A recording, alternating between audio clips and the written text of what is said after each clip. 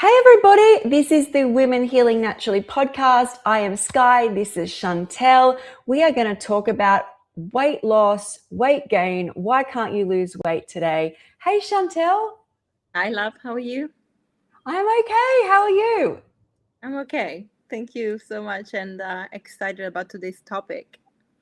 I am too. I think because I was sick so long, I underestimate how important this topic is for people, because I think the number one actually comment, or when I talk to people that they get stuck on, even once they go raw to heal a disease, is weight. So what are your thoughts on weight? And even we're in a healthy lifestyle, right? Is predominantly if you're raw or high raw.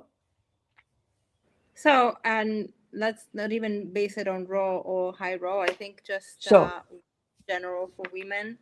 Well, first of all, let's talk about why we are so obsessed with our weight. I think since the post-war time when food became convenient, a lot of people have moved away from having more nature's food to more convenient food, right? There was this boom that obviously made things that were packaged and easy to access available.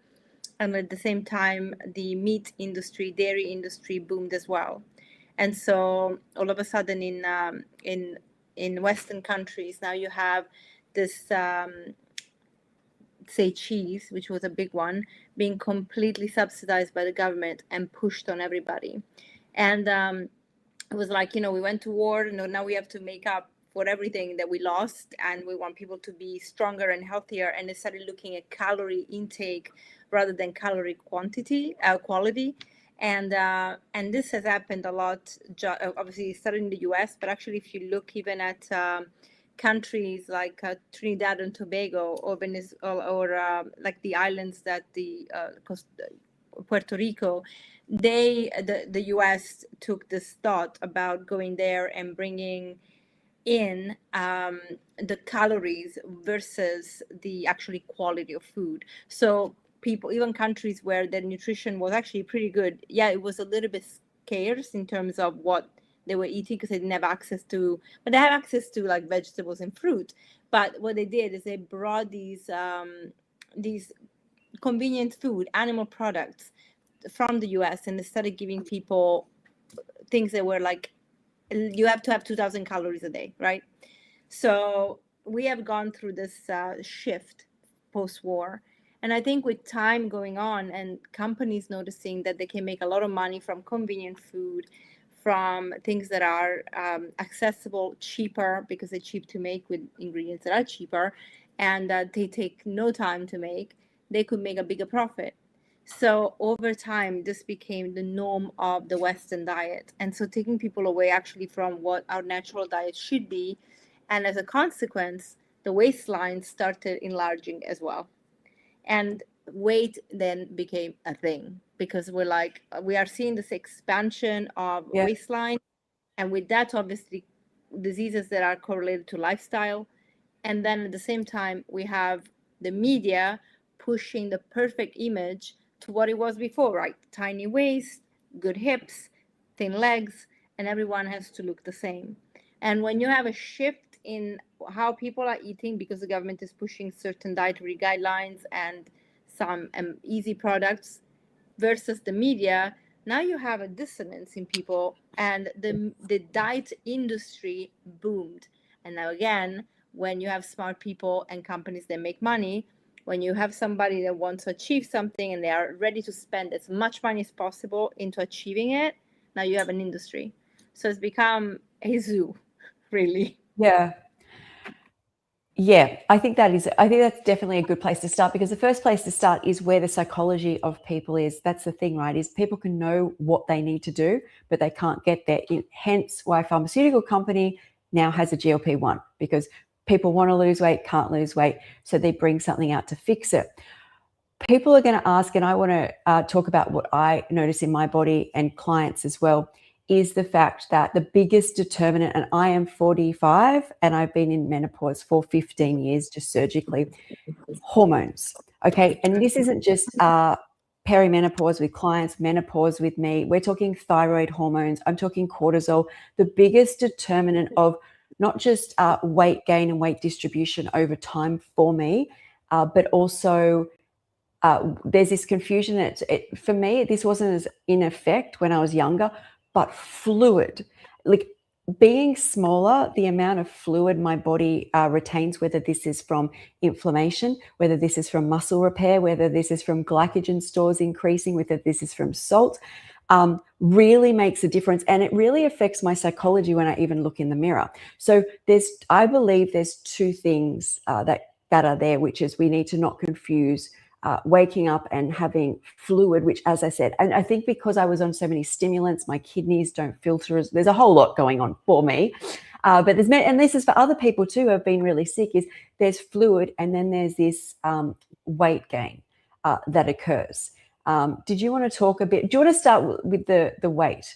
We'll start with the weight gain, where weight comes from, like with these hormones, thyroid, cortisol, estrogen, progesterone. Okay. Yeah, it's a big conversation. So let's start with the basic. Okay, I'm gonna just segue from what the psychology is that we talked about into the physiology. So physiologically, we know that generally speaking, a good guideline is if you eat more calories than what you consume, you gain weight because you're not burning those calories, not using these calories. Now, on a simple tone mind, that is actually logical, and we all agree, okay, that's logical numbers. However, we have to also understand that calories are not an exact science, and that the conversation is much more nuanced than that. And so we have just learned how to look at some metrics to kind of support the understanding of what's going on in our body, so that we have guidelines. Otherwise, we feel lost. We're shooting, we're putting spaghetti to the wall, right, and hoping something sticks. And in a way, it feels like that for us women. Now, when we are younger, generally speaking, unless you have a genetic issue where there is a obesogen gene that is prevalent in the family, and your body composition is different to what a standard normal person would have, at that point, you could be a teenager eating more calories, even burning them, and still not losing weight.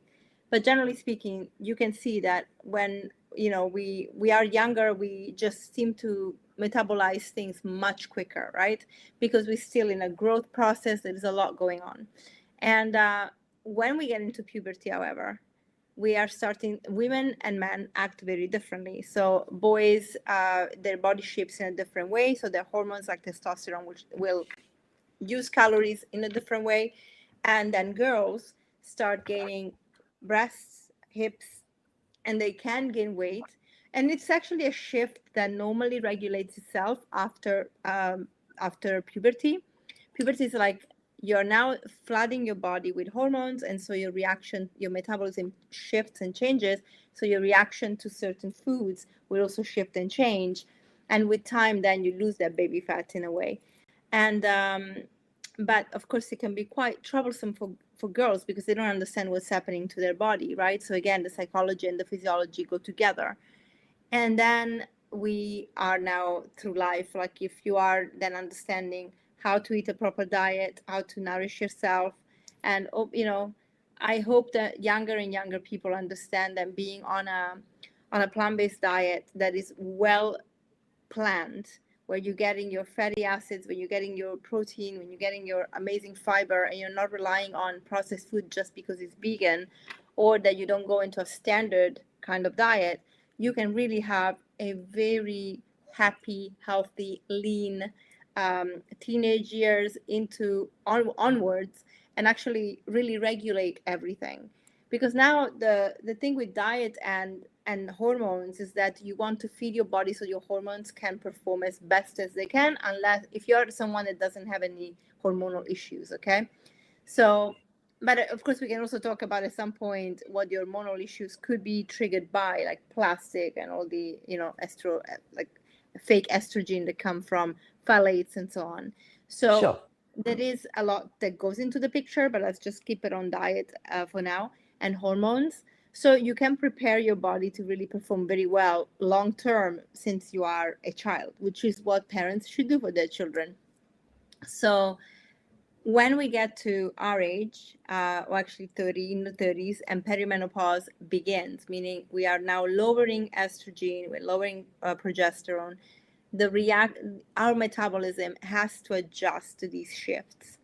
And it's not so much that the weight per se, like, is the number on the scale, because we will talk about what the number on the scale means, is the body composition that changes. Yeah. And that becomes a little bit harder now to shift the weight from a body part where you don't want it, which for us women is on the belly. So that is just with that. Now we also have, of course, other hormones. We have thyroid hormones, which are super important in regulating our metabolism and how we are actually working with our food, if we are gaining weight or not. And it's basically about how do we use our food. But then I also know one thing from working with real life clients is that the thyroid, there's an epidemic of thyroid issues right now in this world. But it's not because the thyroid doesn't work and our bodies are faulty. It's because people don't eat the right diets. Because lo and behold, the moment you adjust your diet, even if you had to start medication, oftentimes we can reduce, and I have seen people completely reverse their hypothyroidism. And therefore, we can recalibrate our body. Now, but thyroid is not just the thyroid. When we go to an endocrinologist, they also just look at one organ. We are talking pituitary gland. We're talking a parathyroid. We're talking about a whole, like the HPA axis is so important in this context. And so if you know that we can heal, like in naturopathy, we actually, as always, we're looking at the root cause and we track it back to the whole system working together, not just one thing. When you go to if you go for your blood work and you go to an allopathic doctor, generally they will just say thyroid issue, here, say thyroxine. So now you are on the medication and that's it. Or if you have Hashimoto's, then they're going to have to manage your immune system at the same time as the thyroid not functioning. And then you have, of course, people that are just blasted with iodine, or they need to take the thyroid out. So it's a big conversation, and hormones are such a big part of this. And a lot of us are just not educated in the mainstream about all these connecting, parts that come together. And when we look at what people talk about when they talk about weight gain, is always about going on a diet without understanding the mechanics of the bigger picture that includes the hormones as well. 100%. Like, so when I think personally about weight, I think more so than calories, hormones play such a huge role. Bringing it back to behavior. So when my high thyroid functioning was low, and not even dramatically low, I held more fluid, I gained weight, but ghrelin and leptin are so high, I was consumed by just overeating and not even eating the correct things, right? We are really regulated by hormones. And I think that's a really important place to start. But if we take it back to a really pivotal point of weight gain and weight change in the body and perception and how we become who we are and the overeating, I think back to before puberty where I'd look in the mirror and there was not much judgment. I guess as hormones start to come in, we judge ourselves. So I think of, I say year, but when I was like 11, 12, but there was never bad judgment, as in like you would compare, but it wasn't the dramatic. I think what's so pivotal, and I notice this in generations, it's much worse now. We call it the uglies, right? Or the transitional stage where the hormones kick in the youth. They call it the puppy fat or the ugly phase, and no one's ugly. It's just all of a sudden you said you're flooded with hormones. The thing that's really apparent on my health journey and other people's and this point is you become freer and more away from your parents, right? So before this, you've been around your parents. They're making sure at some level, I hope, that you're eating vegetables. You can't eat dessert till you finish your dinner. Not that that's a great thing to say, but they're not giving your lunch money is a certain amount, and you can't overbuy on processed food. So I think of this age of getting into 13, 14, 15, even up to 16, where not only your hormones are flooded, but you're getting this freedom away from your parents, where you're starting to control yourself with food while probably inadvertently controlling your hormones are sending you wild. So I just think of red frogs are coming in. I'm getting chicken burgers. I'm having sodas with every single meal, right? And not only is this really detrimental because there's a lot of chemicals in these foods, these are high calorie foods that are hitting a system which is being flooded with hormones for the first time, is this builds on how we respond to any situation, because it's hormonally regulated, right? And this is really building out. I think this is such a critical time. And yes, when I think of losing that weight, is I had to learn my body. And to be honest, I never thought about hormones. I just knew, even from a young age, I couldn't eat 2,000 calories a day at a young age. And I wasn't sick at this stage, but if I did, I continued to have a body I didn't like. As soon as I ate smaller meals, I kind of stabilized my weight, lost, let's call puppy fat, I was relatively healthy until I got very sick and they're giving me all these processed things. But otherwise, I would put on weight. So there's two conversations here to start off with before we get to how people are regulating and can't stop overeating and how they respond to food. And that is, it's built so young. And the other thing I wanted to ask you is, what are your thoughts on the amount of calories people should eat? Because I, even as myself, as someone shares a lot, feel pressure now that I've gained the weight, that I need to eat a certain amount of calories when I present what I eat in a day. It's not possible. I would continue to gain weight if I eat up to 2,000 calories a day. And that was even before menopause. So I've done two things here, but yeah, what are your thoughts on that? Okay, so the first thing is, again, as I said, the calories are not an exact science, and everybody's different. So, but generally speaking, our thyroid alone needs 1,200 calories, a ballpark, to function. Okay, now I think the 2,000 calories can be generally okay for a younger population.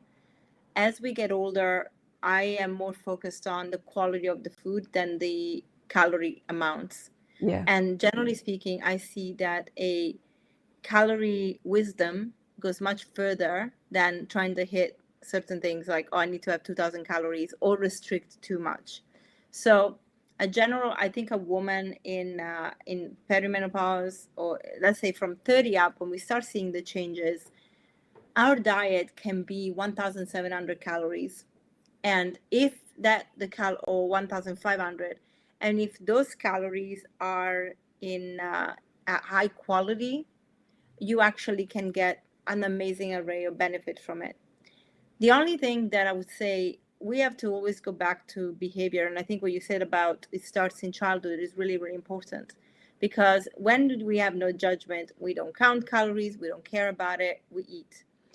I was lucky, for example, to grow up with a grandmother that used to love cooking. Now, of course, if I look back and I'm like, there was always an animal products on my plate, but I also had fresh food every day.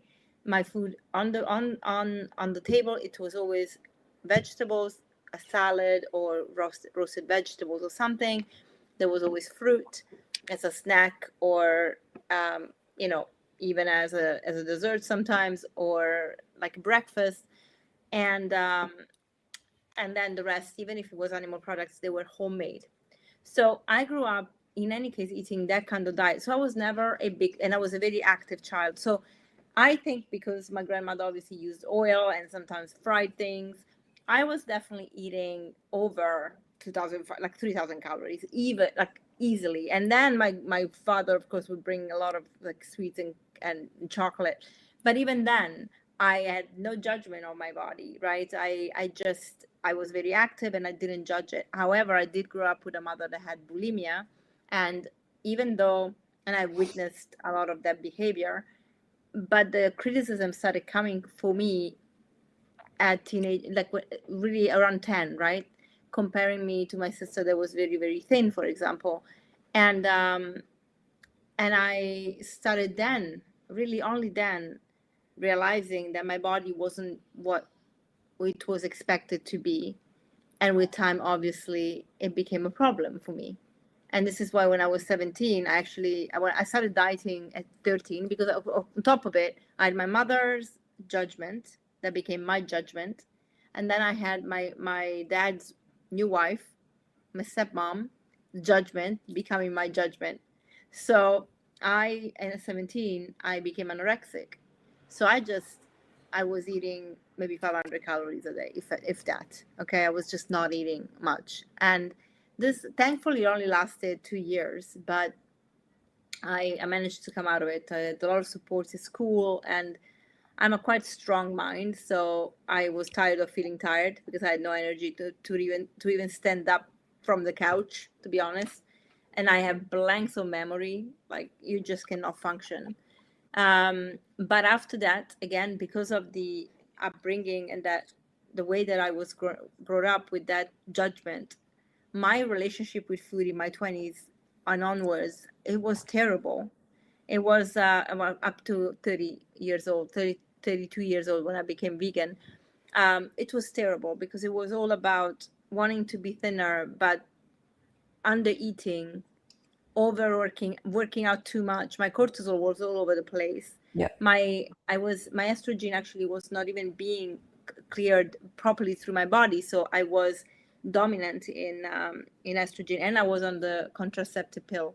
So it was just a disaster of things coming together. So behavior is super, super important. And at that time, as I said, I was restricting a lot. I was binging sometimes because I was restricting so much. But this is something people can actually relate to, because even if they don't have an eating disorder per se, most people eat disorderly, which means they always are like obsessed about what they eat, or they don't care. So there's two extremes.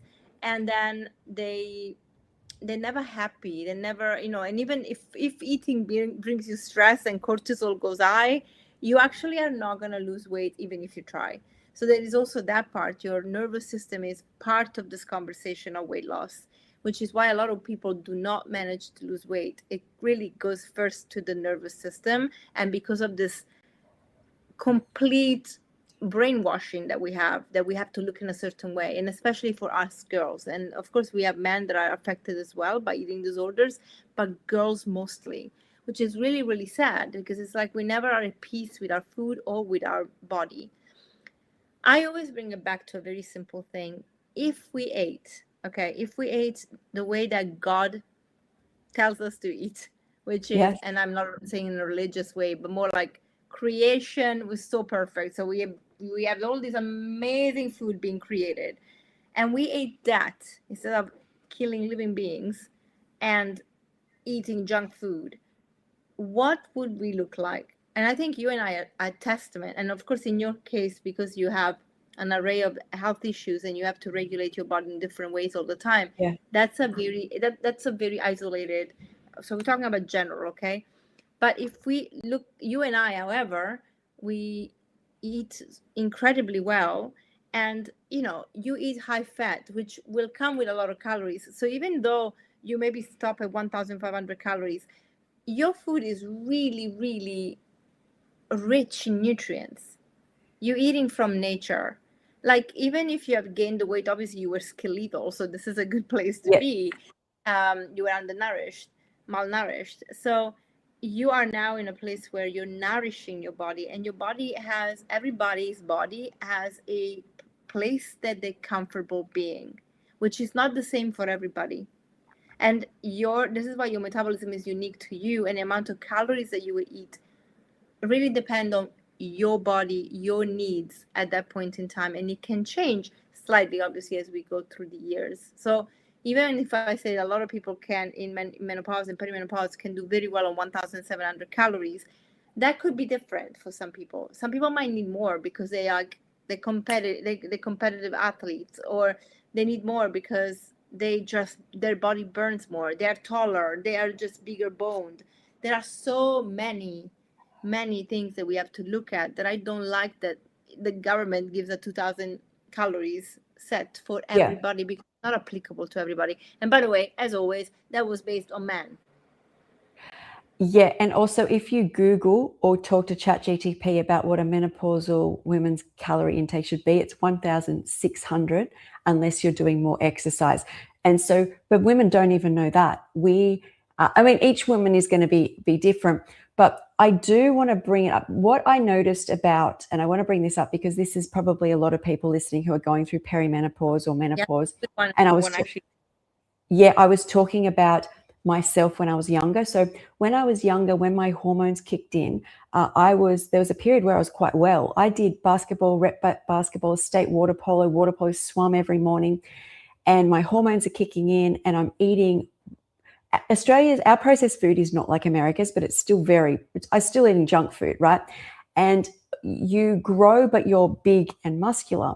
And when due to my health, I had to stop exercising, I dropped and my body actually changed shape because if you know water polos, I had the big shoulders, very narrow, and I do have narrow hips, but my body changed. And that was just by stopping exercising. I started eating less just by default.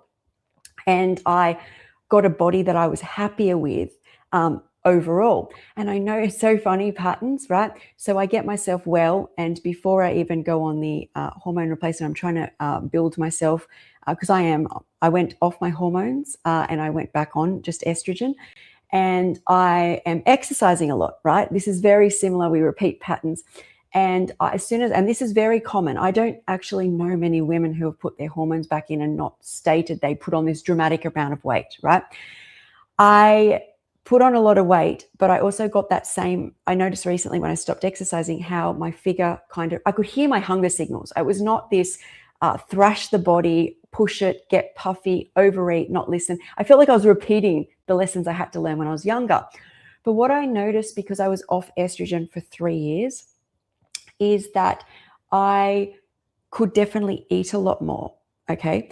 Once I got estrogen in, it seemed that, and it's a steroid, I don't need to eat more. Okay. So there's a difference, right? Of course, if you look at me, a year ago, I started to lose some of it, but when I put it back on, I put on about 6 kilos, 12 pounds.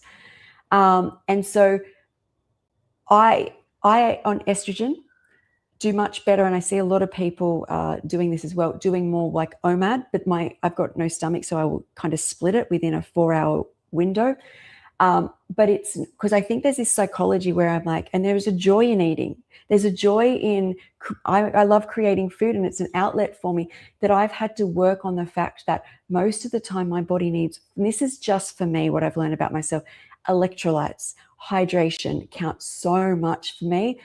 Green, and this was coconut water until I realized once again with estrogen, those insulin receptors are literally just, if there's any fat in my system, it's not working, I will gain weight, is keeping neutral. I actually have defaulted, I was on more sugars when I did this, and I went to high fat, which really served me, really helped my brain, but I've defaulted to like, don't do too much sugar and don't do too much fat, which is I'm getting amino acids, not a dramatic amount, but just keeping myself stable, but being mindful that life, Sky, is not about eating these massive meals.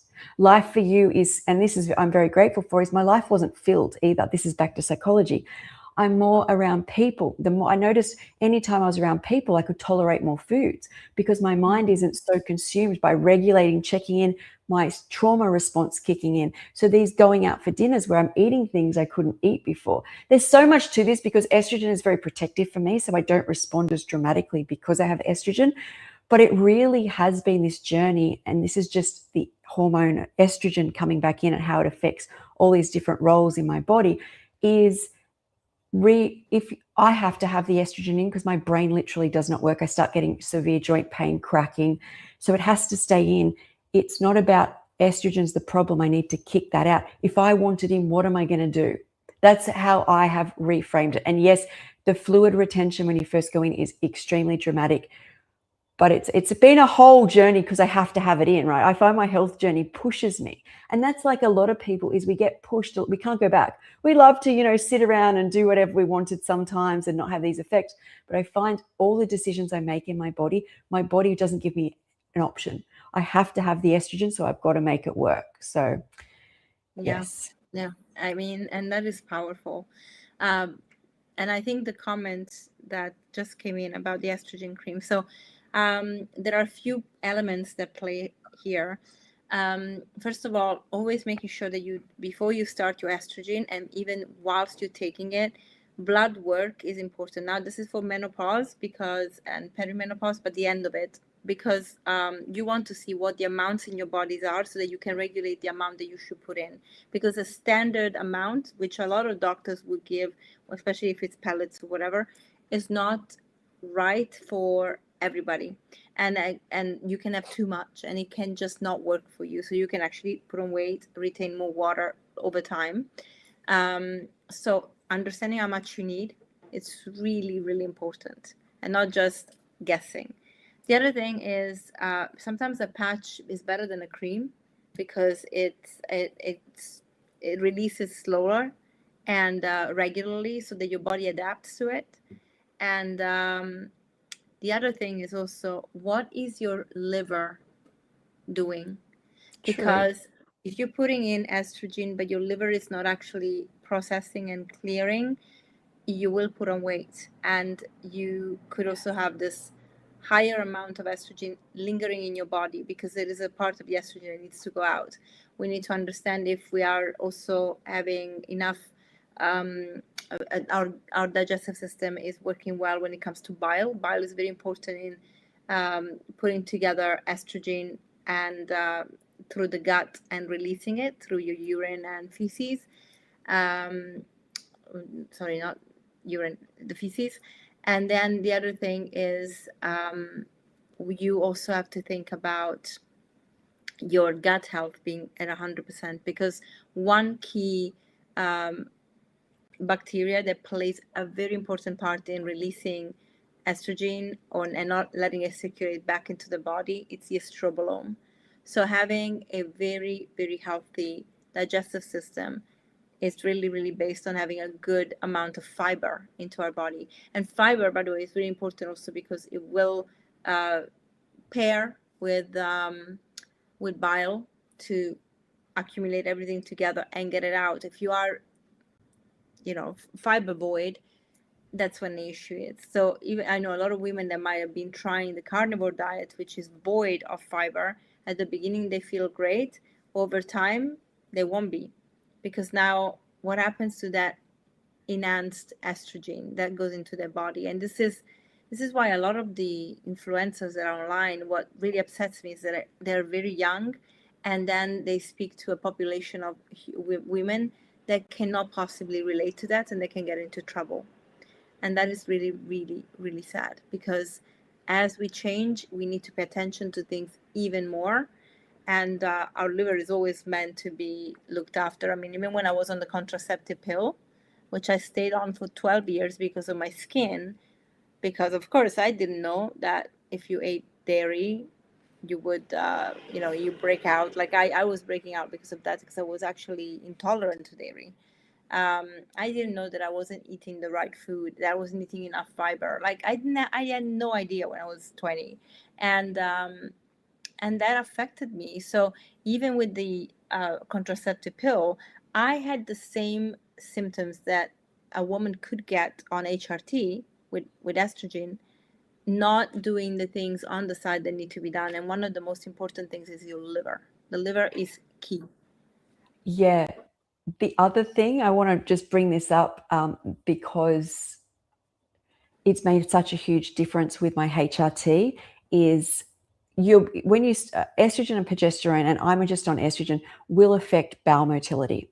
And so you've got this, you put in these estrogen replacement, you will swell. It's the nature of estrogen, especially sitting on those E1 and E2 receptors, where you've got thighs will swell, your breasts will swell, you may swell.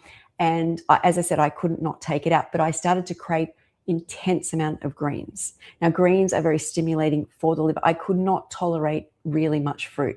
I'm very grateful I can get green apples in, I was saying, which are beautiful, but I still can't live off them. It's just not happening. For two reasons. I also think that there's a detoxifying effect on the body where they compete. It literally feels like there's like an acid wall going on in my body. I need greens, and at the moment some fat, but not the same as before. Fat I find is very protective. But my bowel emptying is the the only determinant of how much I can tolerate and stabilize my hormones. If my bowel does not continue to empty, and then, as I said, once you put it in, not only are you holding fluid around your thighs, that whole area slows the signaling, slows, you get fluid around here. So it like creates this loop where if you're not getting rid of it, you'll reabsorb the estrogen, your liver's overtaxed. It's this cycle. Taken me, what am I into now? A year and a half for me to stabilize it. But as I said, I had the alternative wasn't that great. So there, and this is such a personal thing. And I think this is why I find the overall effect of weight gain or weight loss or how puffy I am or how effective my body is really is about how gentle I am on my body. And this falls back into this whole feminine energy, if you want to look at it spiritually, but the feminine hormones are so sensitive. Like my thyroid wasn't even out that much, and I just ballooned, swelled, overate. I over exercise, balloon, swell. If I don't clear the estrogen, like tapping into it, because it's one thing for people to go, I can't lose weight, but they could be like, I often see online is I was exercising 6 times a day. I was having these really high, dense protein meals, and they're like, I just started eating intuitively, and I do 2 Pilates classes and walk every day, and the weight just fell off. This gentleness that we don't give, because I feel like this conversation goes so many levels because there's just so many reasons. Like the more I talk and you talk, I'm like, there's this and there's this. But the one thing I think about is if you can be gentle, and this falls into the idea where, because I'm just back to the hormones, just because I'm not coming off it, but I've just learned a lot about that. The worst thing is to keep changing the dose. Because it was affecting me, I kept changing the dose. It's like worse than going through puberty or worse than the hormone regulation, because your body is then making its own hormones, to food hormones, cortisol hormones, these type of things, to re-regulate. So once again, coming back to gentle, stable, and what does the diet and movement look like so that you don't overstimulate yourself, which is overstimulating hormones. I think that's all I can come back to for myself and when anybody comes to me, right? That is so true. And you spot on about how sometimes we overdo it, thinking that, because again, this is why at the beginning I said we have gone into this calorie thing, but actually it's not. The calories are probably very little in comparison to hormones, and especially when it comes to cortisol, and how if we push our body too much, we get the opposite result than what we want. I mean, and at the beginning, estrogen will make you put on weight. That's just normal, to be honest with you. And you also have to, regulate, where you are at with your body. You have to give a chance for the body to regulate. Because generally, I mean, honestly speaking, I think we are blessed to have HRT, really.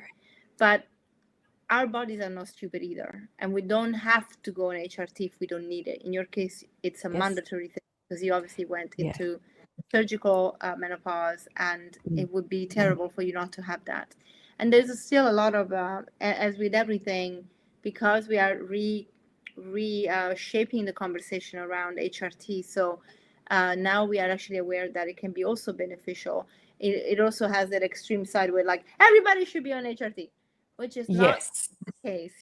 It's we have to remember that once we stop our period, when we are in menopause, the job of the ovaries doesn't disappear from the body. It goes to the adrenals. And we have been speaking about how hard we are with our body, with ourselves, with our lifestyle. We are depleting our nervous system, which includes the adrenals.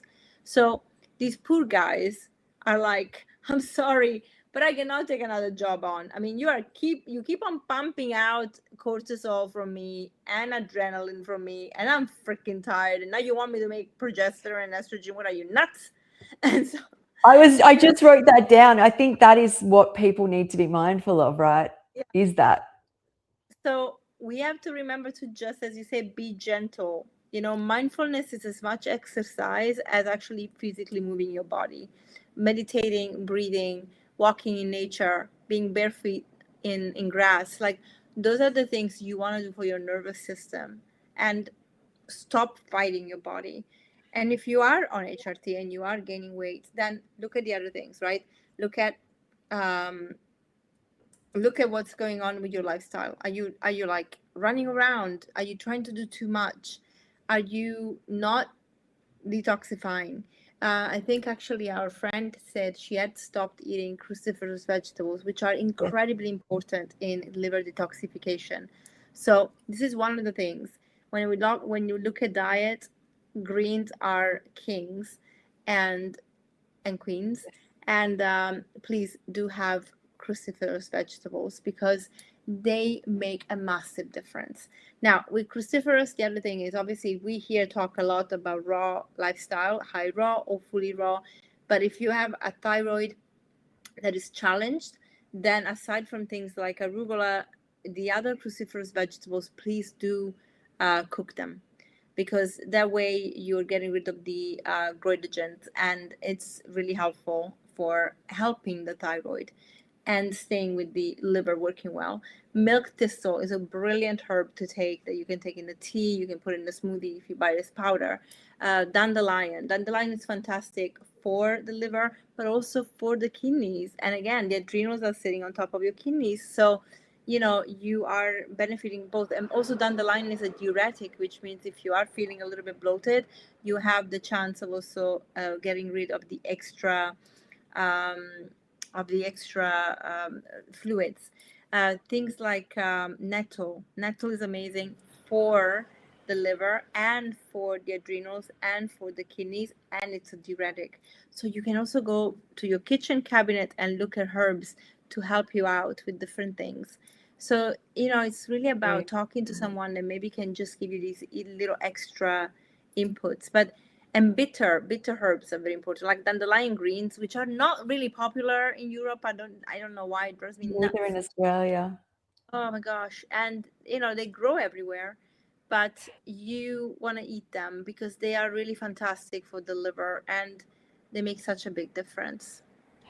So what I think is also really important, if I look at how I've got myself into more balance, it has been, as I said, being gentle with myself.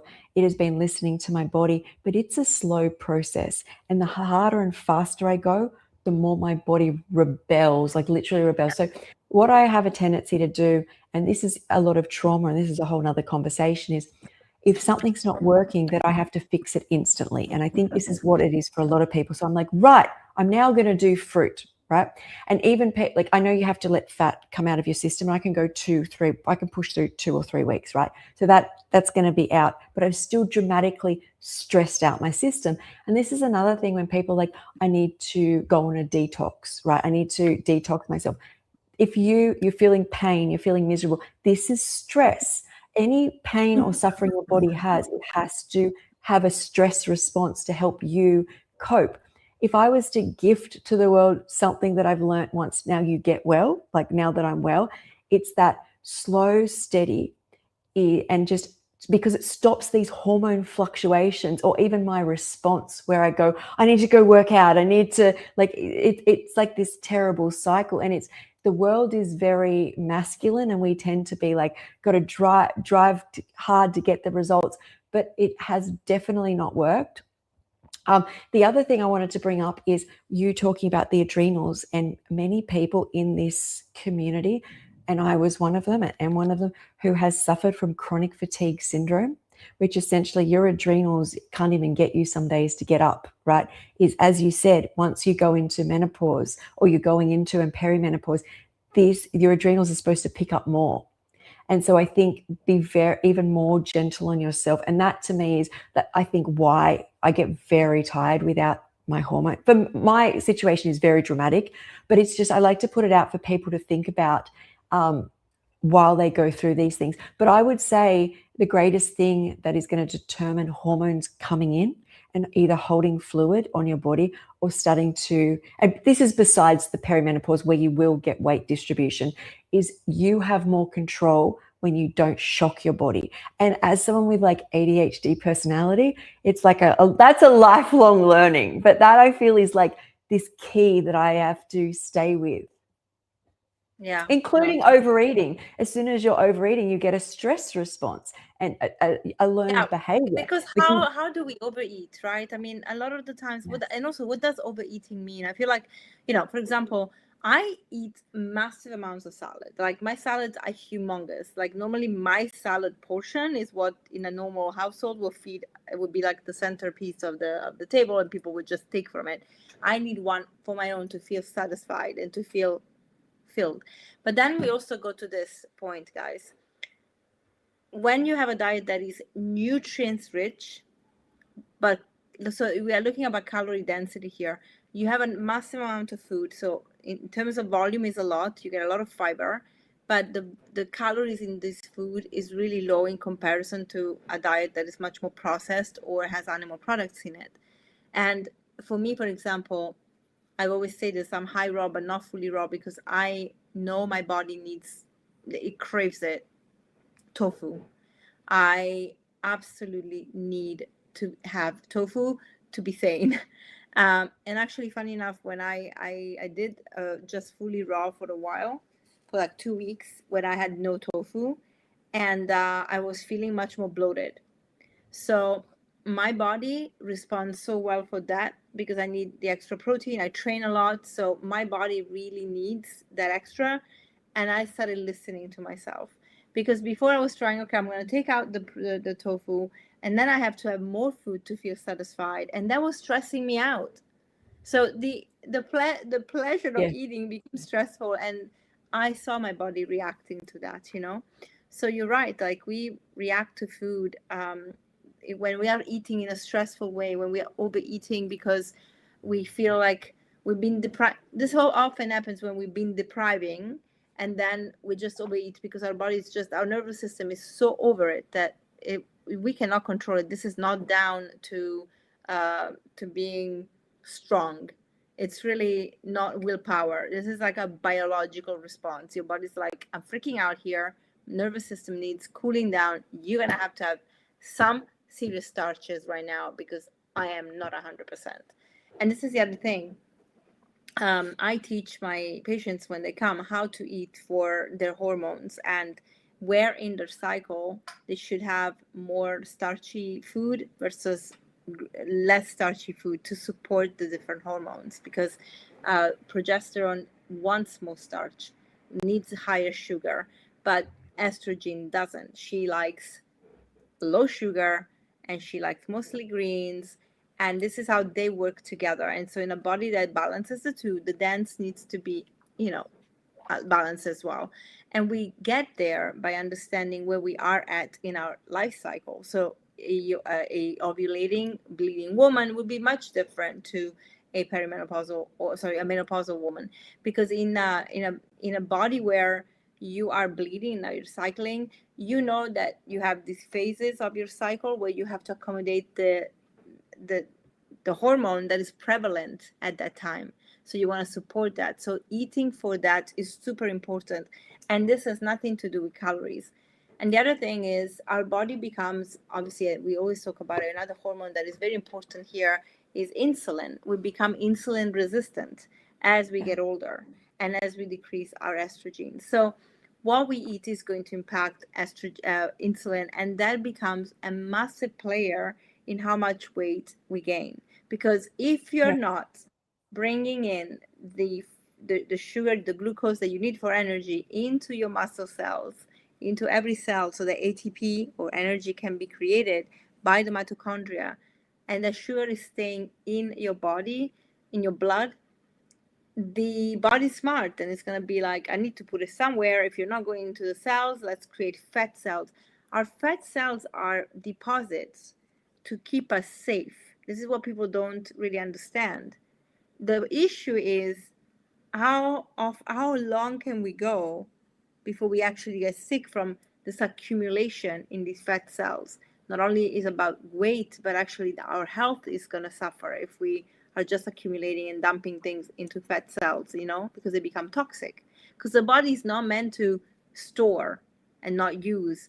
We have a storing system for the rainy days, but we also have metabolic flexibility that is very important, which plays another part, by the way, in why we don't lose weight when we want to sometimes.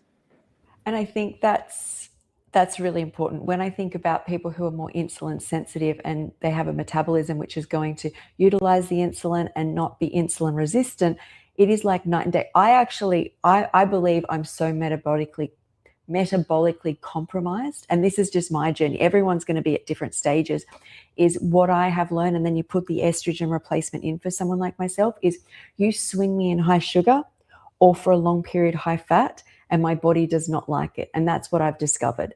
And for me, high fat worked better than high sugar. And I think that's because I was so insulin resistant. And also the estrogen. Plus, I have dumping syndrome, not having a stomach. I get massive blood sugar spikes because it goes straight to the intestine and through the wall, that it preferred the fat. But what I've learned is I feel, because of my whatever I've been through, and also with age and and hormones and things like that, is if I swing out, and I feel like I couldn't learn that without slowing down. The more I tried to fight it with like, I'll exercise myself out of this, and then you overeat, or you don't even realize how many calories you're consuming. And I think that was a really good lesson for me along the way. I also wanted to bring up the fact that this is back to behavior and trauma, and most people are trying to heal themselves. I think everybody has this, is people who I speak to who start opening up about weight loss, who have had weight on them for a while. And I notice this when I start to lose even small amounts of weight, is how it protects them. They don't want to be seen in the world, and they're not conscious of this until the weight comes off and they feel people. And it's like a correlation, right? Because as you become healthier and more attractive, you lose the weight, people look at you more. So your brain has to deal with this, and you're not realizing that you've been through so much trauma. You don't want to look at yourself in the mirror. You don't want other people to see you, and you get a comfort from overeating. And it's this one general theme that people say, that this fat layer literally protected them during that period. And it's not an easy thing to let go of, to have people see you again. That is so incredibly true. I see this over and over again, and we've seen it even from a lot of celebrities and public figures. Like when they start talking about the trauma that they've gone through, somehow they have this transformation where they lose the weight. And in a way, though, and it's funny how the extremes is always something where we are dealing with trauma. Like if you are too big and you're protecting yourself, or you're too small where you want to be invisible, the two are very much on the same line, but to different extremes. That actually is just this feeling like you don't want to be seen. So if you are particularly unattractive, whether you're really, really thin or really, really big, you feel like I'm protected because nobody's actually paying attention to me. Everybody's in the average zone. And that plays a very big component to this. So, but again, trauma plays on the nervous system. So together with everything, it comes together, right? And a lot of people that have trauma also, they binge, they overeat. And a lot of people, especially women that perhaps through perimenopause now start also having more ADHD symptoms, even because maybe we're not diagnosed. I mean, in our teenage years and childhood, ADHD wasn't diagnosed, wasn't something. So women our age that are now in perimenopause and were not diagnosed before, they could find themselves, if they are emotional eaters, to binge on something without even realizing or remembering it. So and that's because of that trauma that kicks in, and then the brain works in a very particular way, right? So I also think that's why, and my situation is very complicated, but I do have ADHD, and it almost is eradicated the higher estrogen I have, because it plays a huge role in dopamine and the parts of the brain that start to not be so lit up on scans once you go through menopause. And someone like me, so I noticed that that's why I brought up the fact that these social situations are so important, because they give us dopamine. The sun does, grounding does, exercise does, and restricting that just means that you drive it somewhere else. And eating, for me, once you get rid of alcohol, vaping, smoking, pharmaceuticals, is the only other thing that was giving me this control of dopamine. And so it's been I couldn't see that until I slowed myself down. Like the more I was trying to fix it by like, control, not so much control what I eat, but be like, I've got to make sure I'm exercising. I've got to do this. Like I think it's really important to slow down. I think see where you at is like the first thing that should come up for any person here, whether you can see that your weight is holding you in a space, blocking you, or is the overeating, when you take it away, do you feel very bored? Like, and that is redirecting that into things that will give you this natural, sustained, not so like jumpy. That's the worst thing. And that's why keto works so well for me, is I missed so much sugar, but I realized how much I was running to it, not even because I was hungry. And that was a lesson for me to learn. I'd be sitting at the beach and go, I need to go eat. And then I would remember I'm on keto and I'm getting nothing from the meal. I'm getting nutrients, but in that moment you don't get, and I had, and if you've done high fruit, you will definitely 100% be getting more from a meal than in any other situation really on raw. It's quite plain, right? It's quite sustained. And checking in with yourself, starting a diary could probably be one of the most life-changing things you can do if you're really starting to clean out your life. And just on a diary, I find it really hard, and this is part of my trauma. Every time I say something, Mum's like, you need to write all this down. What you know about your body is so incredible. You have all these insights. I find it hard to put on paper because I find it very traumatizing to have it cemented. So that's something I'm working on, right? Is a lot of people find they have a journal and they let it go.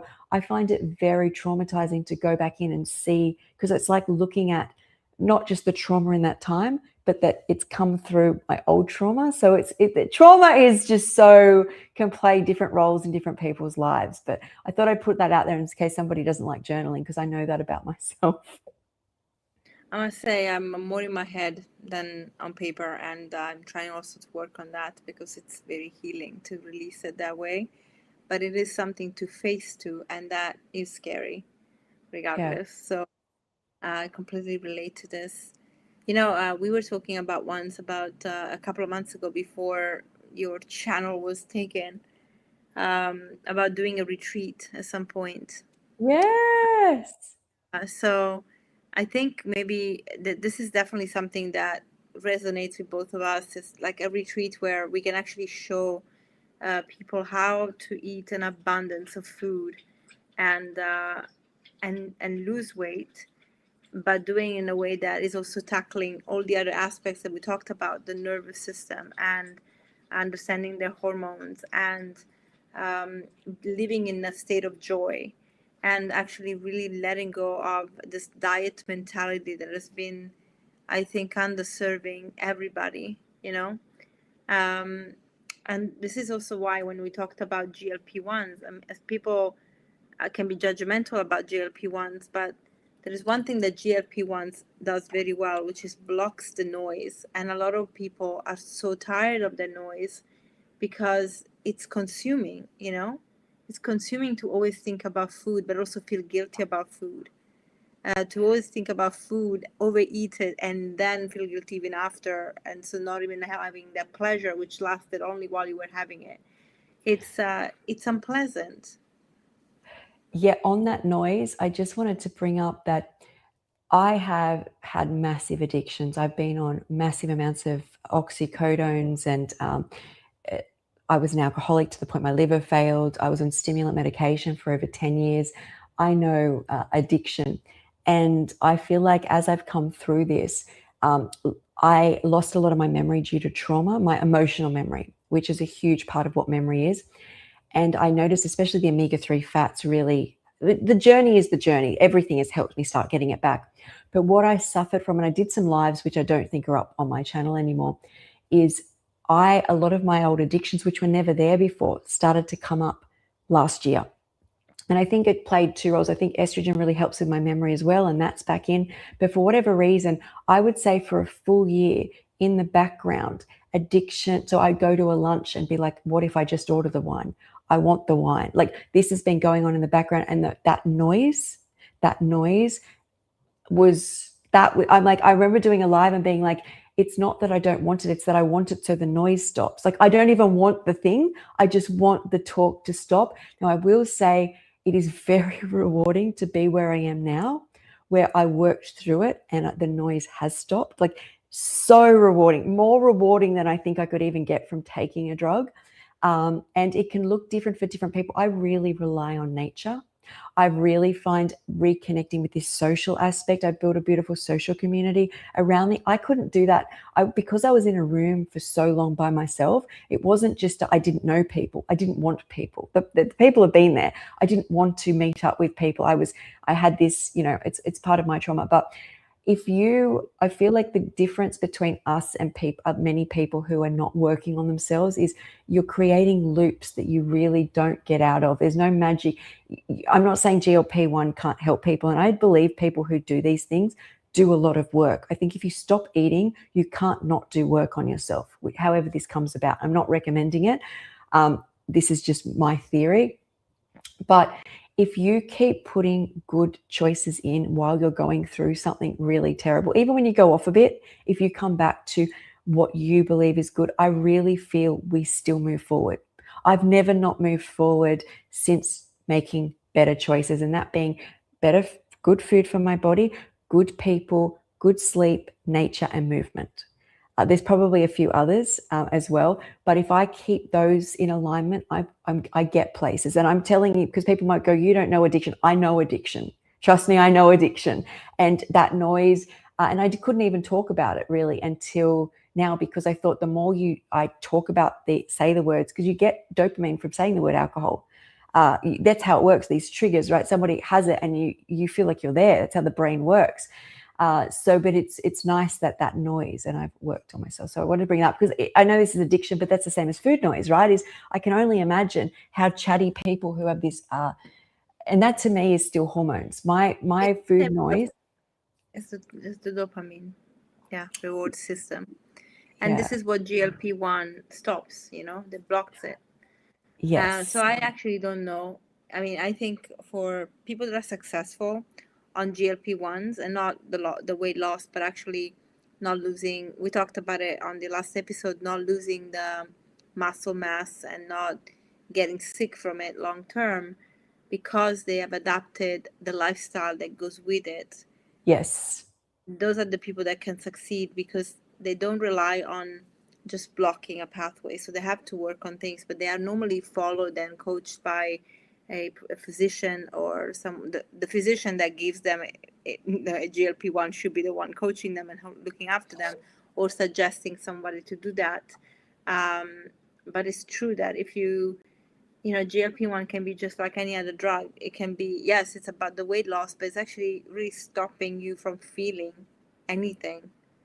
So a lot of people that are on GLP-1 report that they don't even feel joy because it numbs everything. So this can become an addiction as well, 100%. If I was to say the one thing which helps me with that side of things the most when I can't reach out to people or talk about it is getting my shoes off, sitting in nature or jumping in the ocean.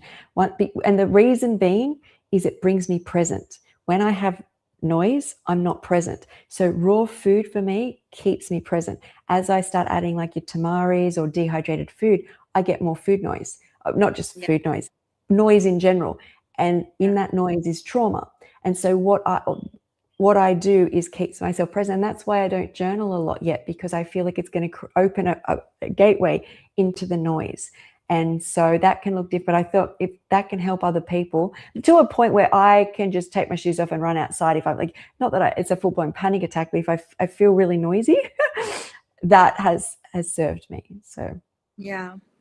So I think because we are up at the hour, I think one thing we can tell people is this: try to really, don't go into any crazy diet. I think wherever you are, just see where you are at and try to just switch for better choices. And by that, I mean, rely a lot on your vegetables first, some fruit, of course. Try to have more volume of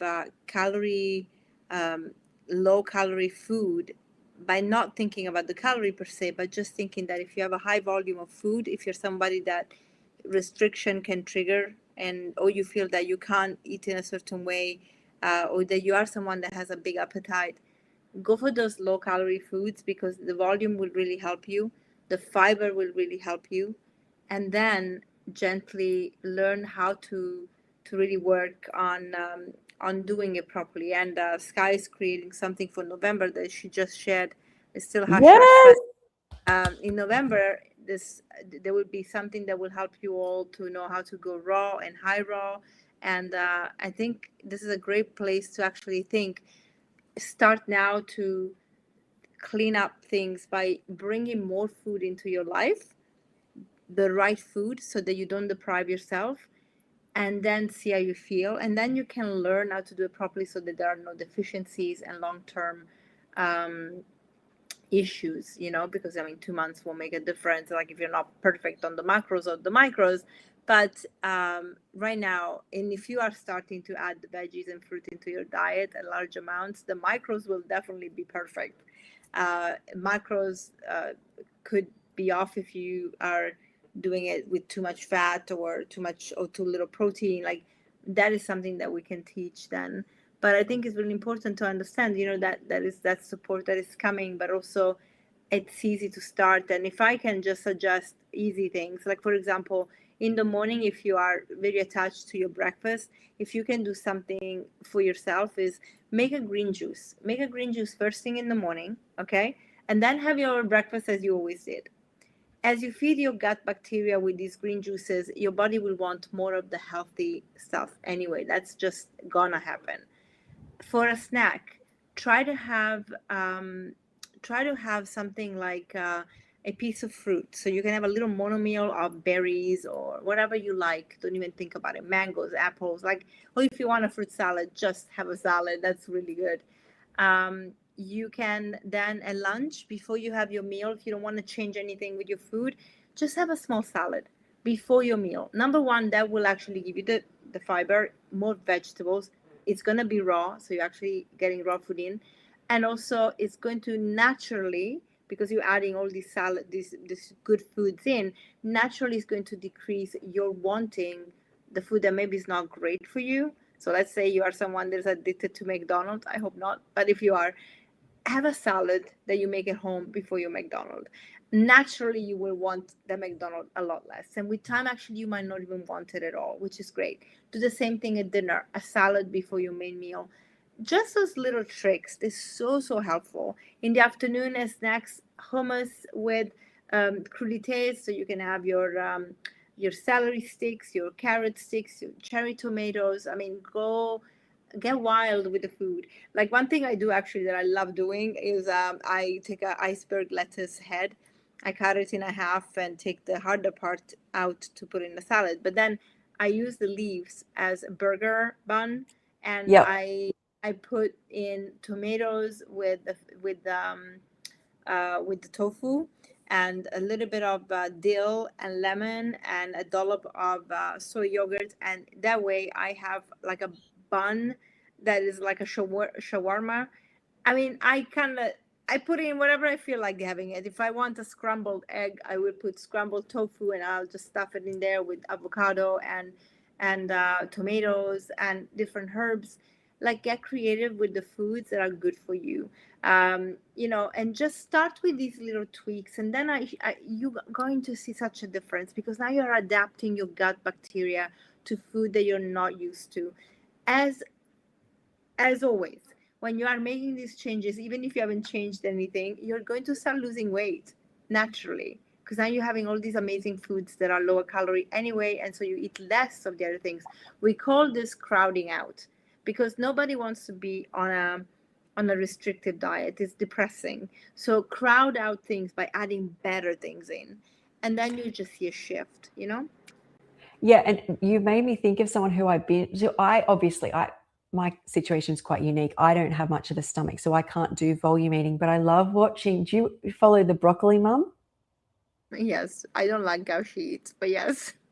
Oh, you don't? But that's exactly what you were saying, right? Is she makes everything. No, I know. I for somebody, honestly, yes, yes. No, what I say I don't like is that I think there's too much sweet stuff with her that I don't like, because it to me, that's still a behavior of addiction to something, which is sweets. Because even too many dates are too many dates, I love when she makes the savory food, though.